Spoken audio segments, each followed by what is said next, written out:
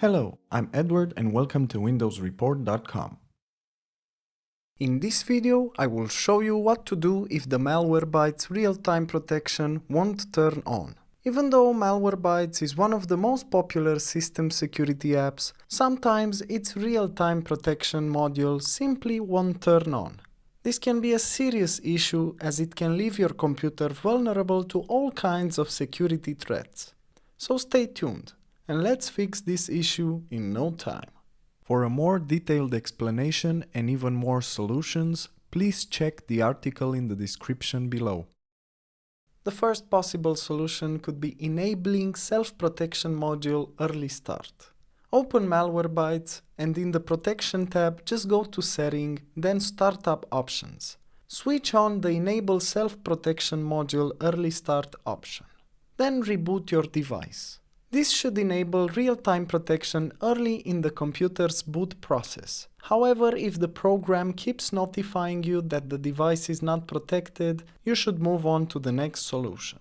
You can also turn off Malwarebytes completely. This means that you have to close the app like you normally do, but you also have to right-click on the Malwarebytes system tray icon and select Quit Malwarebytes to shut down the process. Then reopen the program and see if there is any change when you try to turn on the real-time protection feature. Sometimes simply restarting the program resolves a series of issues. And another great solution is reinstalling a clean copy of Malwarebytes. First of all, you have to uninstall the program using Malwarebytes' own recommended tool. Then reboot your computer as prompted. Afterwards, just install the latest version of Malwarebytes, which you can find on their website, then turn on real-time protection and see if it works.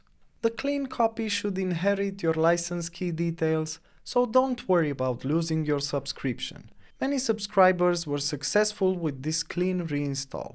If, however, you still can't use the real-time protection feature, it is recommended that you contact the Malwarebytes support and send diagnostic logs.